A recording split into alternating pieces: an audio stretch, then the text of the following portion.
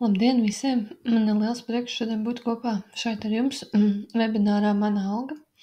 Es esmu Inga Frēmova, SIA Mergera īpašniece, un šodien jums pastāstīšu tādā vienkāršā valodā par to, kā tad rēķina algas, saprast, kādas tās izmaiņas, kas varētu ietekmēt jūsu algu, un nedaudz arī par finanšu pratību, jeb pasīvajiem ienākumiem un kā neiekrist uz krāpnieku lamatām. Tātad lekcija ir sadalīta tādās 3 nelielās daļās. Pirmā daļa ir izmaiņas 2025. gadā, otrā daļa ir nedaudz par elektroniskās deklarēšanās sistēmu, kāda informācija tur var atrast, kas var noderēt ikdienā, un tad noslēdzošā daļa ir par finanšu pratību, daži ieteikumi pasīvajiem ienākumiem un arī kā neiekrist dažādos slazdos. Tad sākam ar tām lielākajām izmaiņām, kas skar darba algu, sakot ar šī gada 1. janvāri. Tātad pirmā un lielā ziņa ir tā, ka vairs nav diferencētais neapliekamais minimums. Diferencētais neapliekamais minimums bija tā lieta vai tas vaininieks, kurš mums radīja pienākumu veikt nodokļu piemaksu gada ienākuma deklarācijas beigās, un tāpēc arī tā kā izveidojās tas tautā iesauktais gada noslēguma vidu rīkotais laimes rats, vai kā tur katrs viņu sauca. Tāpēc visdrīzāk, ka vairs neviens 1.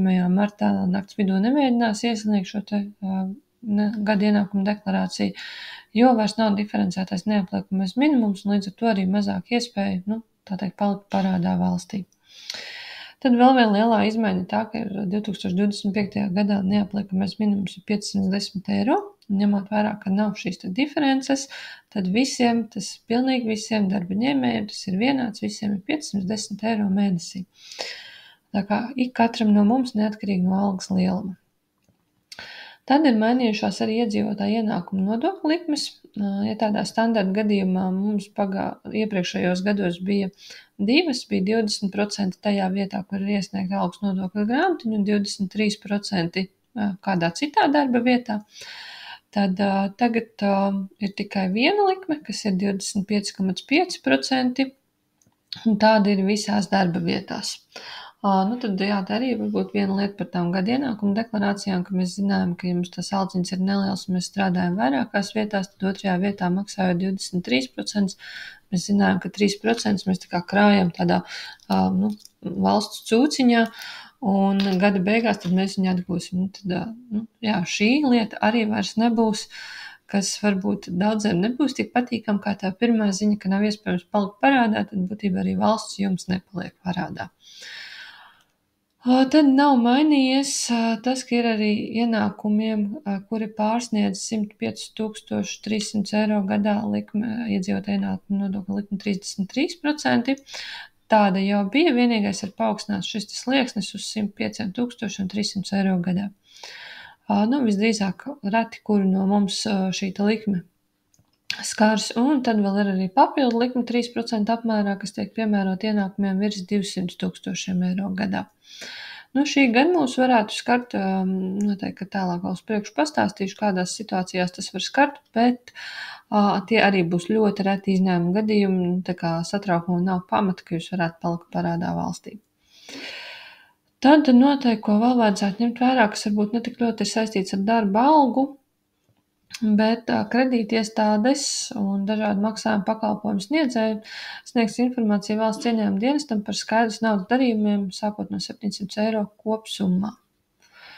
Tas nozīmē, ka nevis vienreiz 700 eiro, bet vairāki darījumi, kas kopā veido 7000 eiro. Līdz ar ko, tātad, ja jūsu bankomātā iemaksājat skaidru naudu, tad jums ir jābūt pārliecībai, ka šī nauda par šīs naudas izcelsmi, ir jābūt pārliecībai, ka ir nomaksāti nodokļi vai ka jūs nomaksājāt nodokļus, un, ja ir nepieciešams, tad arī šīs summas ir jādeklarē. Tā kā noteikti stingrāk to uzraudzīs, tāpēc esiet pārliecināti par tām summām, ko jūs ieskaitat bankomātos. Tad vēl lielais jaunums, un šķiet, ka tas šogad tika visvairāk apspriests no visiem jaunumiem, ir par pensionāru neapliekamo minimumu. Pensionāriem neapliekamais minimums ir 1000 eiro mēnesī, un viņi var izvēlēties, vai to visu piemērot pensijai, vai tomēr to dalīt uz pusēm ar darba vietu, ar vienu darba vietu. Ja ir vairākas darba vietas, tad ir jāizvēlās, kurā. Un šī dalīšana notiek diezgan vienkārši. Tās noteikti, ja jūs izvēlaties dalīt šo 1000 eiro uz pusēm ar darba vietu, tad vienkārši darba vietā ir jāiesniedz algas nodokļu grāmatiņu, un tas ir tas veids, kā tad jūsu neapliekamais minimums tiek sadalīts. Un šis te pensionāra neapliekamais minimums pienākas tiem, kuri saņem vecuma, invaliditātes, izdienas un apgādnieku zaudējumu pensijas. Tā kā, ja jūs kādu no šīm saņemat, tad noteikti jums ir arī par ko padomāt, vai dalīt vai nedalīt šo te neapliekamo minimumu. Tad es savā praksē esmu diezgan bieži novērojis, ka cilvēki īsti pat nezina, kā aprēķina algas. Un dažkārt es pat esmu dzirdējusi tādas teikumus, kā, bet man ir minimāla alga, kāda nodokļa vēl, par ko man kas vēl jāmaksā. Tātad šeit es ielikusi tādu nelielu schēmu ar tādiem lieliem blokiem, lai tad saprastu, kā rēķina algas. Tātad no 1. centa visi mēs maksājam sociālo nodokli. Tādā vispārējā gadījumā, ja lielākā daļa no mums mēs maksājam 10,5%, tātad arī tad, ja jums ir minimāla alga, jūs maksājat šos 10,5%, vai darba devējs tos ietur no jūsu algas un tad maksā. Tad jūs esat kādā izņēmuma kategorijā, tad tur ir nedaudz mazāk 9,25% vecuma pensijas saņēmējiem vai izdienas pensionāriem un invalīdiem valsts vecuma speciālās pensijas saņēmējiem 9,76%. Ja? Tātad lielākajā daļā gadījumā mēs visi maksājam 10,5%. Tad, kad no algas ir noņemts šis te sociālais nodoklis, tad darba devējs aprēķina atvieglojumus, ko neapliks ar iedzīvotāju ienākumu nodokli. Tad tas var būt neapliekamais minimums 510 vai 500 eiro pensionāriem, par katru apgādājumu 250 eiro, par pirmo vai otro grupu 154 eiro, par trešo grupu 120 eiro un politiski represētām personām 154 eiro. Lai šos atvieglojumus jūs varētu saņemt, jums ir pašiem darba devējiem jāiesniedz algas nodokļu grāmatiņa un arī jāatzīmē šīs te papildus informācijas, ko jūs vēlaties norādīt, kādus tos atvieglojumus, lai jums piemēro. Ja nekas automātiski nenotiek, tā ir arī viena lieta, ko es esmu dzirdējusi, bet līgumu noslēdzu, darba devējs noziņoja, kāpēc man nodokļu grāmatiņa nav aizgājusi tur, kur jāaiziet. Tad tas tomēr ir jāizdara pašam. Tad automātiski tas nenotiek. Un tad mēs nonākam pie trešā bloka, kur aprēķina iedzīvotāju ienākumu nodokli, kas visiem ir vienāds, jo visiem darba vietā aprēķina 25,5% šo te iedzīvotāju ienākumu nodokli. 33% vai 3% papildu likā aprēķina jau iesniedzot gada ienākumu deklarāciju, un tas darba vietā nenotiek. Tā kā darba devējiem šis ir vieglāk, ja jums ir viena likme, visiem viss ir skaidrs. Bet šeit darba ņēmējiem var būt situācijas, ka iedzīvotāju ienākumu nodokli gan nav ko maksāt. Jo, ja sevišķi tā ir tā minimāla alga, tad ir jau 740 eiro, no kuriem mēs aprēķinam sociālo nodokli ieturam, pēc tam saskaitot visus pienākošos atvieglojumus, kas summējas, ja, tad var sanākt situācijas, ka tur vienkārši vairs nav no kā rēķināt iedzīvotāju ienākumu nodokli. Tātad šāda situācija gan var būt. Tad arī jāuzreiz jāatcerās, ka tie, kas iesniedz gada ienākumu deklarācijas, ja nav maksāts iedzīvotāju ienākumu nodoklis, tad arī nevar saņemt nekādus attaisnotos izdevumus. Tā kā paši vērtējiet, kā jums ir labāk, pareizāk. Un tad, ja nav nekādu citu ieturējumu, tad darba devējs mums izmaksā to, kas tad jums tur sanāk. Vai, ja vēl ir citi ieturējumi, tad arī veic vēl aprēķins par tiem un ietur. Tad populārākās ir noteikti arotbiedrības biedra naudas, kas visbiežāk ir kaut kāds procents. Manā pieredzē ir bieži 2 arotbiedrības, un abos gadījumos bija 1% no bruto algas. Tātad no tās algas, kas ir darba līgumā norādīt, nevis tā, kuru jūs saņemat kontā. Tad ļoti populāri ir izpildraksti, un tur ir diezgan sarežģīts tas mehānisms, kā aprēķina, cik jāietur, cik jums paliek. Bet ar šo gadu ir uzlabojusies šī aprēķina, būtībā jau pagājušo gadu nedaudz uzlabojusies šī aprēķina kārtība, kas atļauj tomēr tam parādniekam saņemt vairāk. Jā, it kā tās parāda nomaksas ir ilgāk, bet tas ar tādu mērķi, lai tomēr parādnieki nebūtu ēna ekonomikā un viņi tomēr maksātu vismaz kaut ko. Jo, ja mums jāizvēlas neko vai kaut ko, tomēr, laikam, kaut ko ir labāk. Tad visbeidzot tāda retāka situācija, bet arī varbūt, kad ir darba devēja ieturējumi, vai nu kaut kāds negadījums bijis un kaut kas ir salauzts un ar darba devēju esat vienojušies, ka jūs to atlīdzināsiet, vai varbūt kaut kāds cits vienošanās ar darba devēju, kamdēļ tad vēl jums ir ieturējumi. Tad, ja jūs veicat kaut kādas izmaiņas algas nodokļa grāmatiņā, nav obligāti, bet es iesaku painformēt grāmatvedi, cevišķi situācijā, ja jūs esat ļoti daudz darbinieku, un jūs varbūt strādājat vairākās struktūra vienībās, jo parasti no valsts ieņēmuma dienesta sistēmas datus ielādē grāmatvedības programmā. Un, ja jūs strādājat vairākās struktūra vienībās, tad tā programma līdz galam var nesaprast, varbūt ne tur ielādēt, kur vajag šos datus ielādēt, tāpēc varbūt reizēm labāk ir grāmatvedim vienkārši aizsūtīt ziņu, ka es veicu izmaiņas, ja tas nav tā kā redzams, tad lūdzu sazināties ar mani, lai mēs varētu vēlreiz saprast, kas nav izdarīts un sakārtot. Protams, jāskatās, varbūt, ka ir grāmatiši, kas negrib, ka viņas traucē, tad varbūt ir jāmeklē citi risinājumi. Bet katrā ziņā es priecājos, kad mani tā kā klientu darbinieki padod ziņu, ka kādam ir veids kaut kādas izmaiņas, un es varu paskatīties, un tad, ja tās izmaiņas es neredzu, tad informēt, ka paklautās izmaiņas nav. Lūk, un tad visbeidzot, skaidrs, ka tie, kas nav mācījušies algas rēķināt, visdrīzāk, ka paši to tā vienkārši paņemot pildspalvu lapu nevarēs aprēķināt, bet ir ļoti daudz algas kalkulātoru, kurus var izmantot un tad aprēķināt un varat parēķināt ar vairākiem, lai saprastu, vai tad tas, kas ir sanācis, tas, kas ir ieskaitīts jūsu kontā, vai tas jums sanāk tā kā aprēķinot ar šiem te kalkulātoriem, un ja nav, tad arī sazināties ar grāmatvedi, un lielākā daļa grāmatvežu, ja ar viņiem runā cieņpilni, arī labprāt paskatās, izskaidro, un mēs visi nonākam pie kopēja secinājuma, kāpēc tā alga ir bijusi tāda, kāda ir, un, protams, ka pastāv iespēja, ka arī grāmatvedis ir kļūdījies, un viņš būs tikai priecīgs, kad jūs vēršat uzmanību, viņš ar šo kļūdu novērst, nevis tā kā pēc tam pārdzīvot, ka varbūt, tur ir kaut kādas nesaskaņas bijušas un vēl kaut kādas sekas pēc tam. Tā kā būtībā jau grāmatveži nav nekādi briesmoņi, labāk ar viņiem ir runāt un pajautāt, kas nav skaidrs, un ja gan jau, ka viņi labprāt izstāstīs un paskaidros.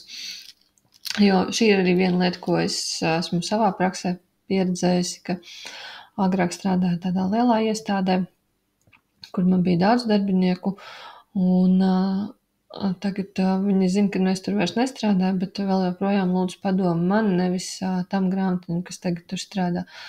Man tā skumji, ka tā kā neusticās, jo īstenībā grāmatvedi, kas tā kā pārņem manu darbiņu, ļoti, ļoti forša. Un es vienkārši saprotu, ka kaut kā laikam tā alga ir tāda ļoti sensitīva, ļoti jūtīga tēma, un tad negribas runāt varbūt ar to, kas to ir darījis, pirms pārliecināties un tad runāt. Bet es diezgan droši grāmatvedim pateiksi, ka, zini, es vienkārši nesaprotu, vai tu man vari izskaidrot. Un jums izskaidros. Lūk, tad šie ir tie populārākie jautājumi, kurus es saņemu gan agrāk, gan arī jau tagad saistībā ar izmaiņām, ko man jautā.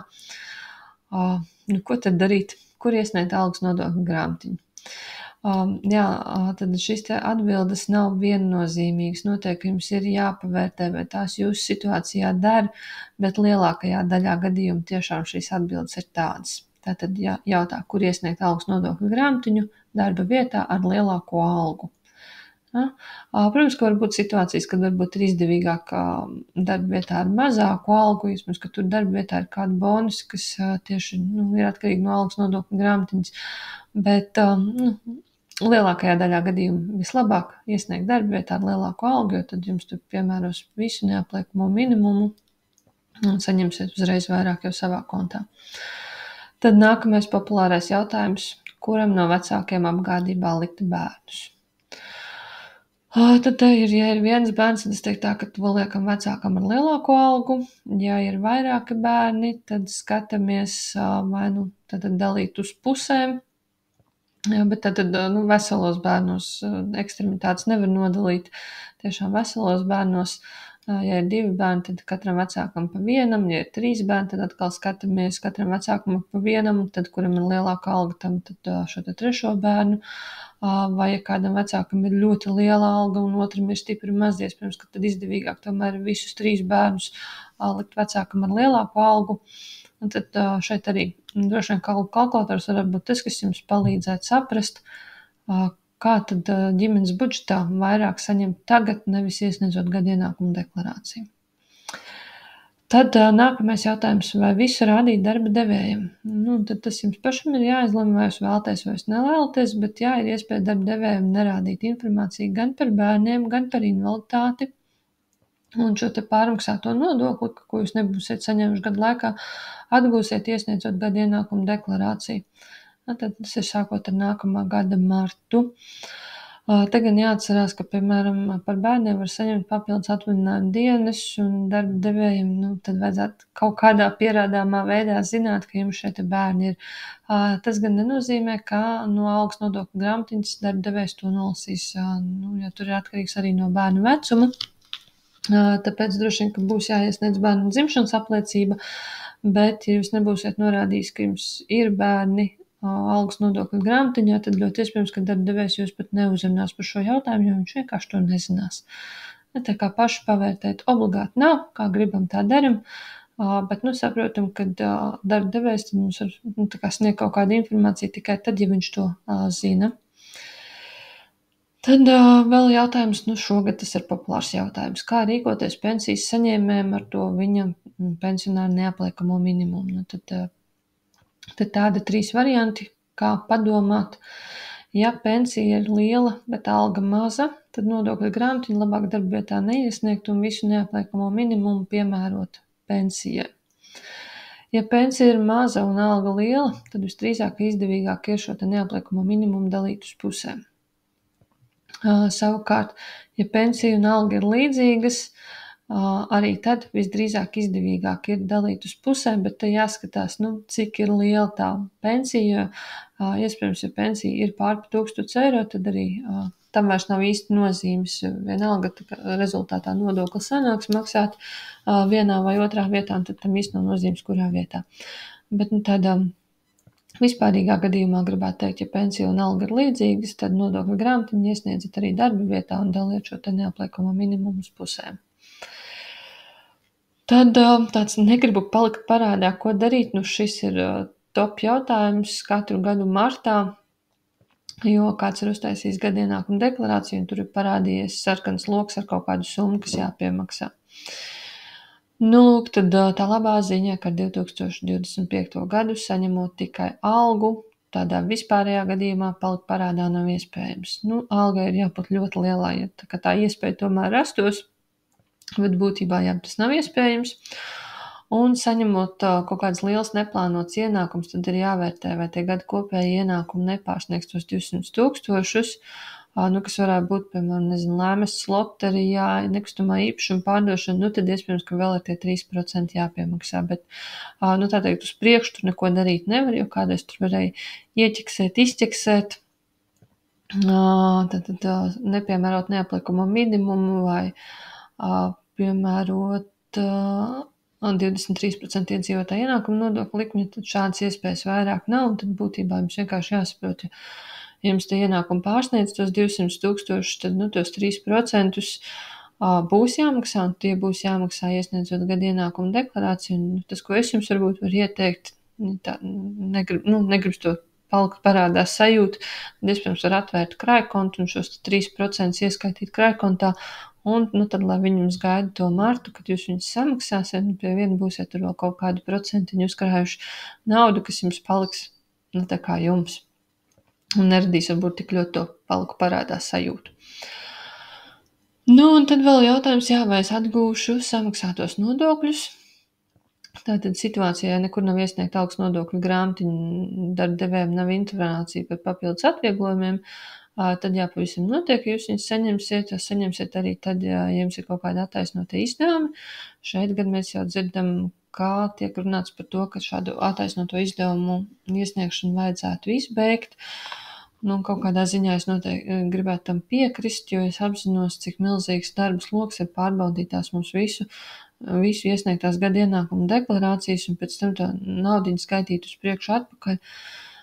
Tā kā kaut kādā ziņā, jā, es tam gribētu piekrist, bet tajā pašā laikā droši vien, ka arī man tāpat kā vairumam tas sākotnēji varbūt liksies nepatīkami, jo vienkārši mēs esam gadu desmitiem pie tā pieraduši, un tad būs kaut kāds sajūta, ka tas ir atņemts.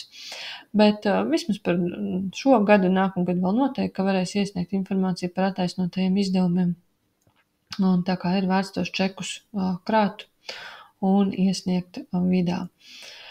Jā, bet tad vairāk nebūs šie 3%, tā starpība, strādājot vairākās darbvietās, tad bija 3% starpība starp 20% iedzīvotāju ienākumu likmi tajā pirmajā darbvietā un katrā pārējā, kur jūs maksājāt 23%.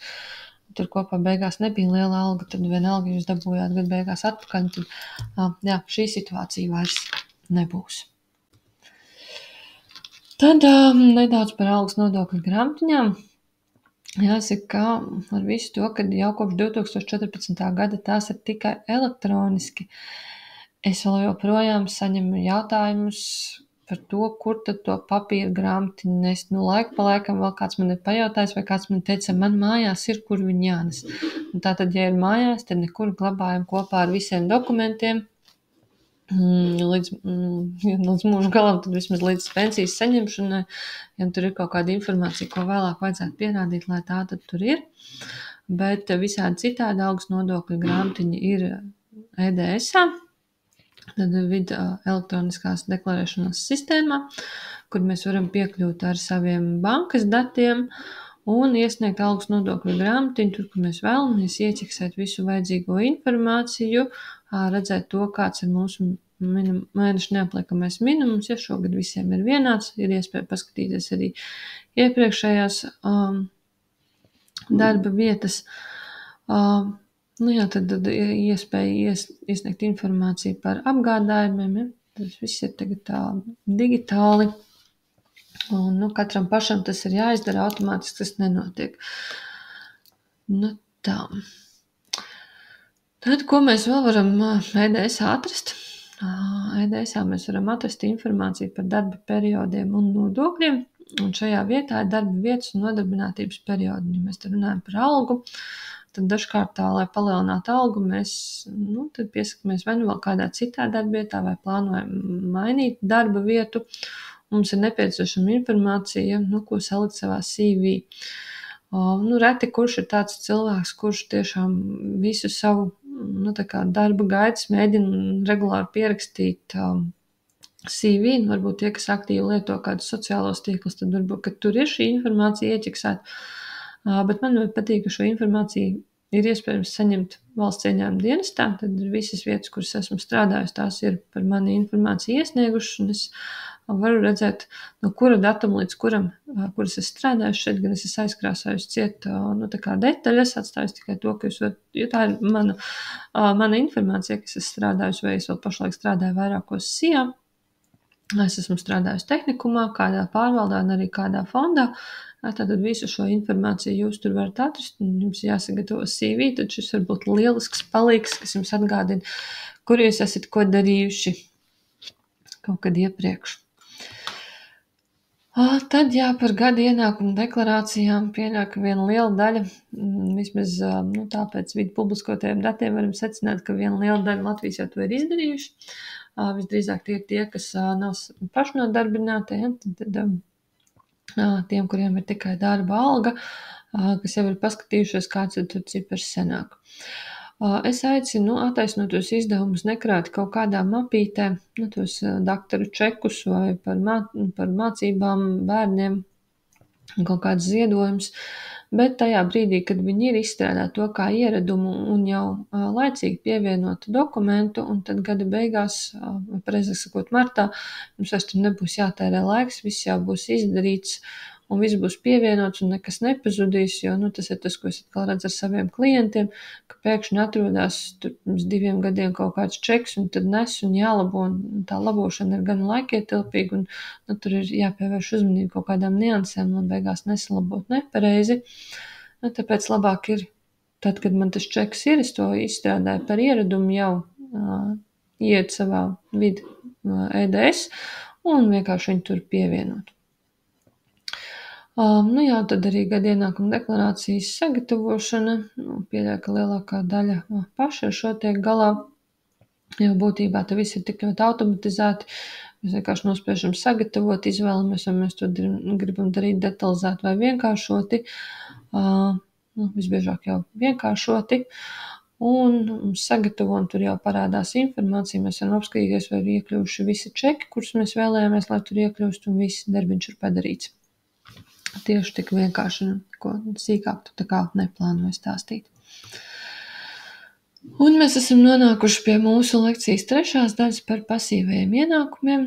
Tātad, kas vispār ir pasīvie ienākumi? Pasīvie ienākumi ir tādi, kurus mēs negūstam tieši no darba vai uzņēmējdarbības, bet mēs kaut ko nelielu izdaram, lai piepelnītos, un tad mēs iegūstam kaut kādus nelielus brīvus naudas līdzekļus. Varbūt tas ir kāds nekustamais īpašums, kas mums palīdz nest neliels papildus ienākums. Un tad par dažām tādām pasīvo ienākumu gūšanas veidiem. Tad viens ir dalīties ar zināšanām, jums ir iespēja izstrādāt online kursu, lasīt lekcijas, varbūt sniegt konsultācijas kaut kādā jomā, kur jūs ļoti labi pārzinat. Ir iespēja piedalīties aptaujās, jo cilvēki labprāt piedalās visādos aptaujās, un tāpēc arī tur ir iespējams. Biežāk gan es esmu redzējis dāvanu kartes, nevis tieši naudas veidā. Bet arī tāda iespēja kaut kādā veidā dalīties ar to, kas jums ir, un par to saņemt atlīdzību. Tad noteikti ir iespēja izīrēt vai iznomāt ēku vai zemi, un to var darīt arī īstermiņā, sezonā, varbūt kaut kādu sporta vai labiekārtošanas aprīkojumu, kas jums nav vajadzīgs, varbūt transporta līdzekļus. Te gan ir jāatcerās, ka visdrīzāk šis saistīsies ar to, ka jums arī pašiem būs jāsamaksā iedzīvotāja ienākuma nodoklis 10% apmērā. Bet, manuprāt, nav sarežģīti, un tā ir tāda laba iespēja, kā nedaudz piepelnīties. Tad noteikti ir iespēja pārdot to, kas jums nav vajadzīgs, piemēram, apģērbs, kurš vairāk nedara, vai sievietēm kleita, kas jau 3 reizes ir bijusi vilkta uz kādu lielu pasaukumu, un nekur citur viņu vairs nevarētu vilkt, līdz ar to varbūt ir vērts atdot kādai citai, kas viņu tagad varēs vilkt par mazāku samaksu, un tad tā ir iespēja nopirkt jaunu kleitu un nedaudz atgūt izmaksas par to. Iespējams, kaut kādas mēbeles, kas vairs nav vajadzīgas, kādam citam par lētu naudu pārdodot. Varbūt nolietoto sadzīves tehniku. To var nodot metālūžņos, un jāsaka, šis ir tas, ko mēs esam mājās sākuši piekopt. Tā kā mums ir piekaba, un tā reiz gadā obligāti ir jāiet apskata. Un tad mēs zinām, ka mēs speciāli brauksim uz pilsētu ar tukšu piekabi, tad mēs aizvedam un nodvedam metālūžņus. Varbūt tur kāds salūzuši leduskapi vai veļmašīnu, vai varbūt garāžā ir atrasts kaut kas 100 gadus vairs nebūs vajadzīgs. Tad, tādā veidā mēs tā kā atgūstam atpakaļ naudu par šo te piekabes apskati, nododot metālūžņus. Tad noteikti ir iespēja investēt. Šeit gan noteikti ir jāatrod uzticama informācija, ar kuru iepazīties pirms mēs sākam investēt. Ja tā kā pašiem īsti zināšanas nav, tad var izmantot arī krājkontu, kas, manuprāt, ir viss vienkāršākais un ar dažādām tur vēl papildus funkcijām pieejams lielākajās Latvijas bankās, vismaz tās, kuras es zinu, pati arī izmantoju krājkontu. Un man katru mēnesi vienkārši konkrētu summu tiek pārskaitīta automātiski uz krājkontu, un es vispār nemanu, ka tas notiek. Tikai gada beigās priecājos par foršo summu, kas ir sakrājusies, plus vēl par procentiem, kurus es esmu nopelnījusi. Tad ir iespējams iegādāties krājobligācijas, un krājobligācijām labā lieta ir tā, ka tur jāmaksā iedzīvotāja ienākuma nodoklis, tā kā varat paskatīties. Arī tādu piedāvājumu. Tad no akcijām tur noteikti vajadzētu nelielas zināšanas, lai tās iegādātos. Un tad vēl arī tādas divas populāras lietas, par ko aicina aizdomāties, ir trešais pensiju līmenis vai arī dzīvības apdrošināšana ar uzkrājumu. Jo par šīm abām lietām var saņemt atpakaļ iedzīvotāju ienākumu nodokli kā par attaisnotajiem izdevumiem. Tā kā, tas arī varbūt ir veids, kā investēt kaut kādā ziņā nākotnē, bet kaut kādu daļu finansējumu saņemt jau tagad. Tad arī par piepelnīšanos un atgūt pārmaksātos nodokļus. Tāds variants ir. Esmu dzirdējis, ka cilvēki neiesniedz gada ienākumu nodokļu deklarāciju, man ir tikai 3 čeki un kāda jēga. Tad es atkal mēdzu teikt, iesniedz un to naudu noziedo. Būs tev atkal attaisnota izdevuma nākamajam gadam, un pie viena būs izdarījis kaut ko labu. Un, protams, ka ir iespēja arī tiem, kam patīk, piemēram, sēņot, ogot, darīt to nevis tam dēļ, lai piepildītu leduskapi, bet arī par to saņemt finansējumu, nelielu atlīdzību, un vēl būtībā sēņošana un nogošana ir līdz 3000 eiro neapliekams ar iedzīvotāju ienākumu nodokli. Vienīgais, šī informācija, cik jūs esat nopelnījuši, ir jāsaglabā, bet jā, tāda iespēja arī jums ir. Un tad par šo te neiekrīti. Ļoti populāri tagad ir visādi krāpšanas veidi. Un ir jābūt ļoti, ļoti kritiskiem situācijās, kad jūs steidzina, kad ir slikta latviešu valoda, kaut gan tagad uz to vairs tā nevar klausīties, jo dažkārt var kāds pat mēģināt atdarināt kādu jūsu ģimenes locekļu balsi, un tas jūs tā kā varētu raisīt kaut kādas aizdomas, vai precīzāk neraisīt aizdomas, jums vajag uzķerties. Un noteikti, kad vajag atcerēties, ka ja pārāk labi, lai tā būtu patiesība, tad tā ir patiesība, tas ir pārāk labi, tā nav. Tad varbūt kaut kādas populārākās lietas noteikti, ka tagad gada ienākuma deklarācijas aizpildīšanas laikā atkal būs gana daudz visādas ziņas ar to, ka jums steidzami jārīkojas, ja ne jūsu pārmaksātie nodokļi zudīs.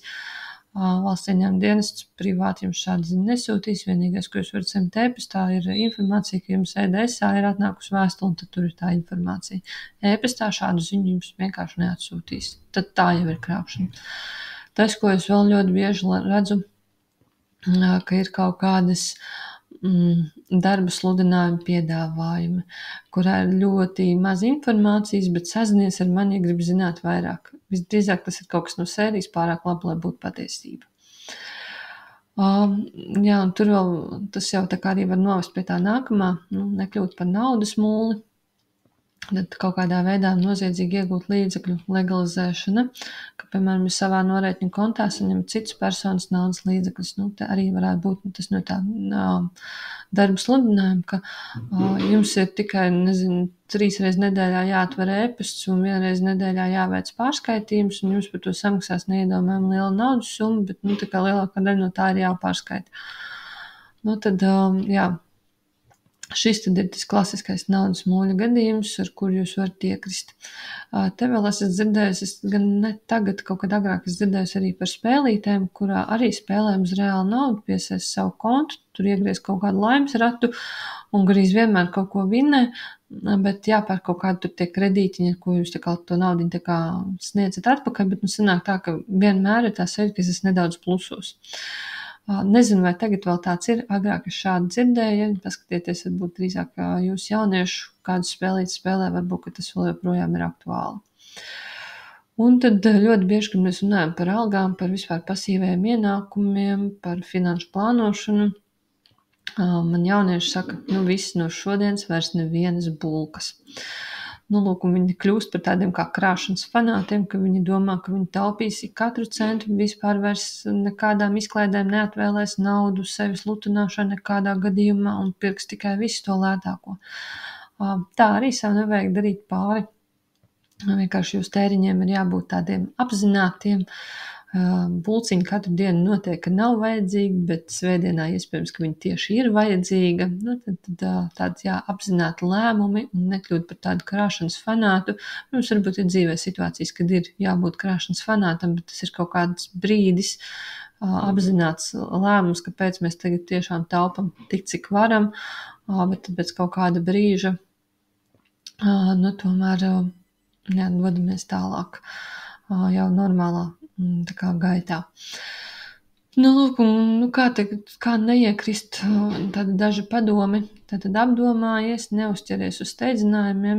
Es gribētu domāt, ka tagad jebkura iestāde, kas varbūt pat visnopietnākā iestāde, kur jums zvana, jūs nospiedīsiet klausuli un pēc tam atzvanīsiet un teiksiet, man zvanīja, es nebiju pārliecināts, tāpēc es nospiedu un es pazvanu patieši uz kaut kādu centrālo tālruni un gribu par to parunāt, vai tiešām tas ir man noticis. Piemēram, policijā, kad, nezinu, uz kaut kādu nopratināšanu jāierodās.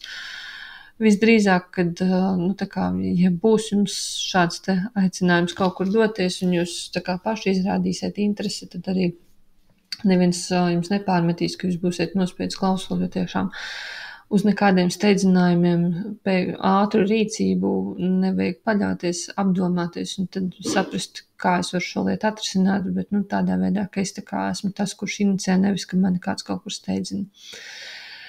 Ja jums ir par kaut ko bažas, vienmēr vajag aprunāties ar tuvinieku, jo iespējams kāds no malas, kas nav tajā visā emociju gūzmā,